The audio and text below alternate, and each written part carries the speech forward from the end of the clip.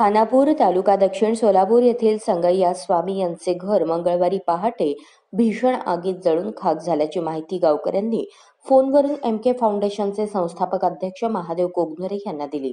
तेव्हा स्वतः एमके फाउंडेशनचे संस्थापक अध्यक्ष महादेव कोगनुरे यांनी त्वरित जळीतग्रस्त संगय्या स्वामी यांच्या कुटुंबाची भेट घेऊन धीर देऊन सांत्वना केली।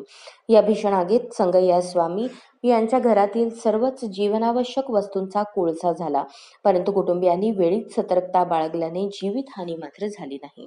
संपूर्ण घरच आगीच्या भक्ष्यस्थानी पडल्याने संगय्या स्वामी यांचा संपूर्ण संसार उघड्यावर पडला होता। यावेळी संगय्या स्वामी यांना शासनाच्या वतीने मदत देण्याची मागणी गावकऱ्यांकडून करण्यात येत होती। नेहमीच अशा अस्मानी संकटाच्या काळात शासनाची मदत पोहोचण्यापूर्वी एमके फाउंडेशनचे संस्थापक अध्यक्ष महादेव कोगनुरे व त्यांचा फौजफाटा दुर्घटनास्थळी हजर होऊन मदतीचा हात देताना दिसतात। यावेळी एमके फाउंडेशनचे संस्थापक महादेव कोगनुरे यांनी दुर्घटनास्थळी त्वरित भेट देऊन माणुसकी दाखवल्याने त्यांचे सर्वत्र कौतुक होताना दिसत आहे। खानापूर येथेच गेल्या अनेक वर्षांपासून संगय्या स्वामी हे मंदिरात पुजारी म्हणून सेवा बजावत होते।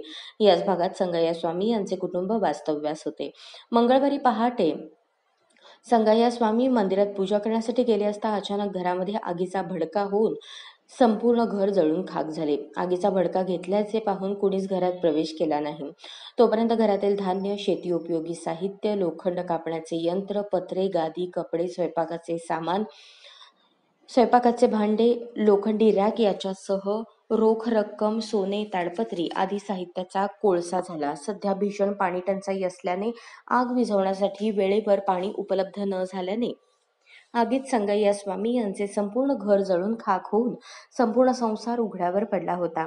या आगीत कोणतीही जीवितहानी झाली नाही। या आगीत घरातील सर्व साहित्य भस्मसात झाल्यामुळे संगय्या स्वामी व त्यांच्या कुटुंबियांजवळ अंगावरील कपड्याशिवाय काहीच शिल्लक उरले नव्हते। यावेळी एमके फाउंडेशनचे संस्थापक अध्यक्ष महादेव कोगनुरे व त्यांच्या फौजफाटा जळीतग्रस्त संगय्या स्वामी यांच्या कुटुंबाची भेट घेऊन धीर देऊन सांत्वन केले। या बातमीपत्राचे प्रायोजक आहेत विराज मॉल। अशाच नवनवीन अपडेटसाठी जनता राज्य न्यूज चॅनलला सबस्क्राईब करा, लाईक करा आणि शेअर करायला विसरू नका।